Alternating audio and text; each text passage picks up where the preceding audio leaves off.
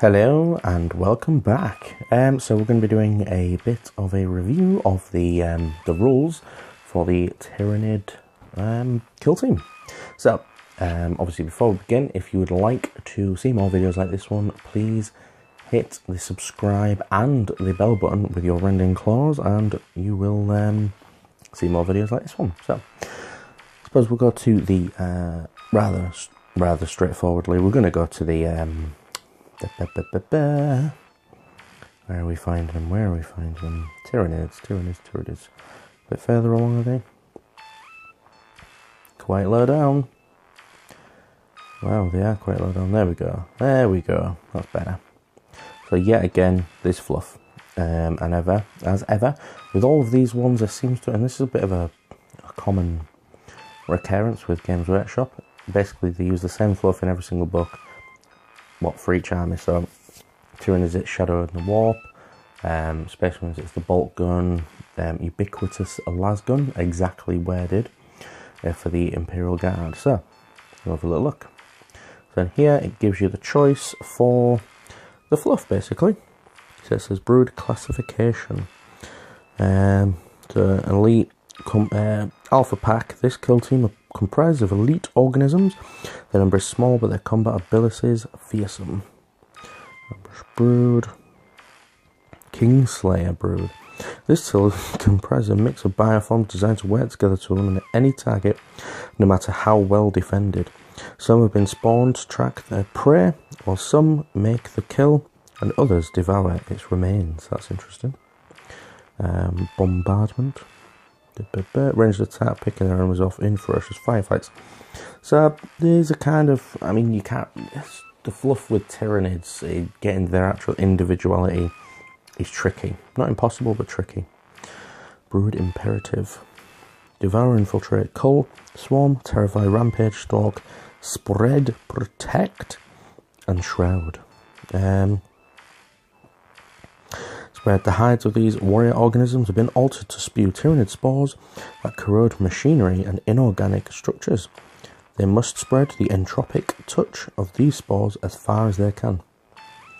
That's kind of cool. Let's have a look. Quirk Quad Brood Strain. Ravenous. The brood seeks to devour all biomass. Biomass at all costs. The hunger is never sated.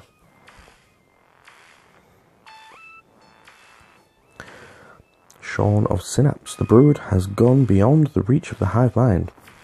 Now acts on predatory instinct alone. So again, these ones not as cool as the other ones, I think. I mean, obviously, if you guys think otherwise, let me know. Have a little look into hither. The hive node. Sorry about that.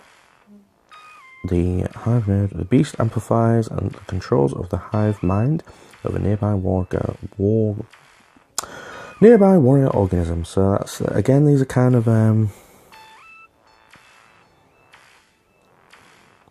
pretty much, I mean, I like what they're trying to do in there. I'm not having a go at Games Workshop, I'm just saying that I like that they're trying it, but I don't know if it's really working for me. It might do for some other guys. I think the brood name generator table, when I've looked at it previously, looks like it could be used as a euphemism to describe male or female genitalia. I probably shouldn't say that, but I don't think I swore. I don't think it's above. It just sounds like euphemism anyway. So obviously, let me know if you think the ominous sting might sound a bit. Let's have a look. The Eldar Menace. No, that's not really thinking. Let's have a look. The Void Maw. Again, that's a good one. The Hungry Maw. Let's have a look. Serpent's Eye. Definitely.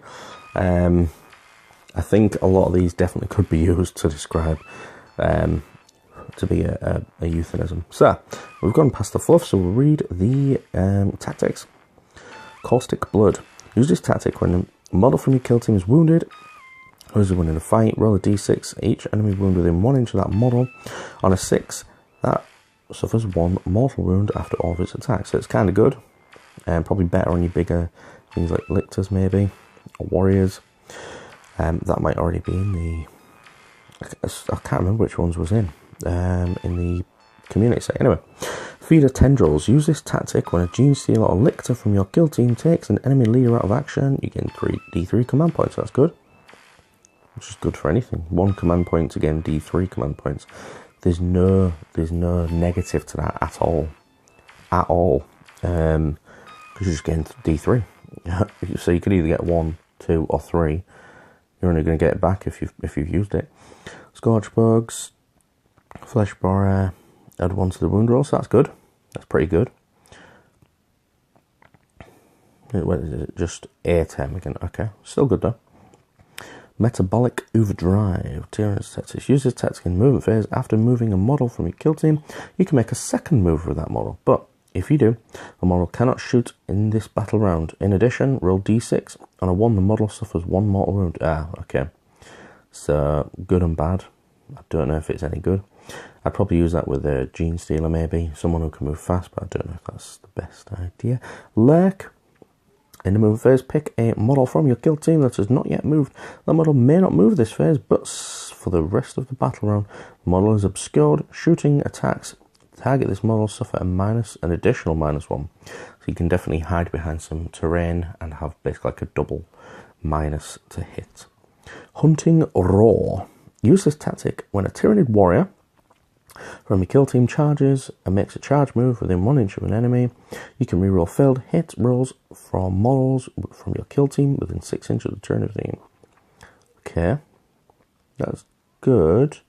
If you've got weaker weapons or just generally you just want to get them in a fight phase, okay. So that's alright. Basically, if you're getting everyone into charge, then that's kind of good. So Termagants. Oh, what are you doing? There we go. Termagants. So you can have as many of them as you want. So they're pretty much standard as you would expect. Although, unless model within 24 inches of a synapse creature, you must subtract 1 from any hit rolls. And from when shooting at any other target than the closest one. And subtract 2 from the charge. So again, like in the main game, it's actually not as bad as it used to be. But obviously, you've just got to move towards and kill the one that you're going to kill. The one that's closest. That's principally it. But if you've got a Tyranid warrior in the middle of the board, you've probably done it. Because it's 22 by 38 inches. I might be wrong on that one. Let's have a look. Toxic 6-1. Yeah. Home against again. Same thing again, except Scout and Veteran. Combat Scout Veteran. The Lictor. So these are going to be kind of cool. Chameleonic skin. So you have -1 to hit all the time. So, and this model is obscured. Oh yeah. So if they're in cover, you get a -2. You can always do the other one and have -3 to hit, which would basically make everything in the game hit on 6s pretty much. Let's have a looky poos. Tyranid warrior. Again, this could be a good one for a small kill team. So obviously heavy gunner only. Can only have 1 gunner.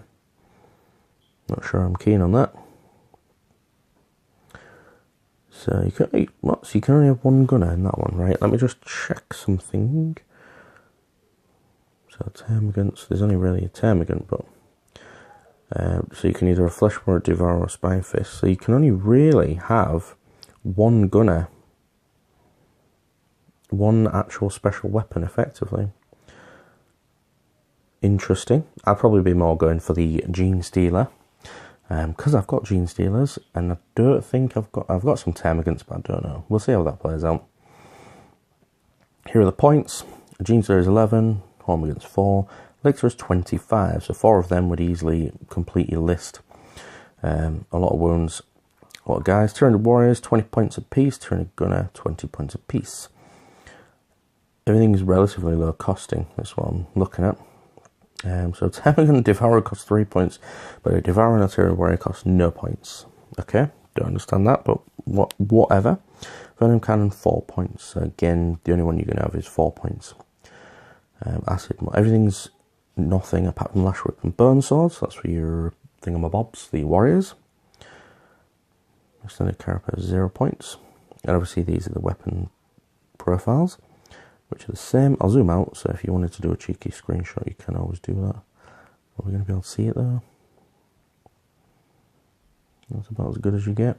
Yep. Anyway, so, and then we have the end. So, what do I think is going to be good? I think maybe Elictor's team could be good, but I think you'd have to mix them with some other bits and bobs for like an effective kill team. You could definitely do an all gene stealer kill team on account of the fact that they are 11 points. You've got 100 points spent, so you could have 9 and maybe a Termagant or 2. Obviously, the Termagants are the other ones, the Hormagants, are not going to be. They're going to have -1s to hit and stuff like that. So let me know what you think and what you think of the fluff and the euphemism generator, as I might call it. And we might be doing this. Let's see if there's a euphemism generator for all of them. Let me know what you think. Comments down below, as ever. And thanks for watching.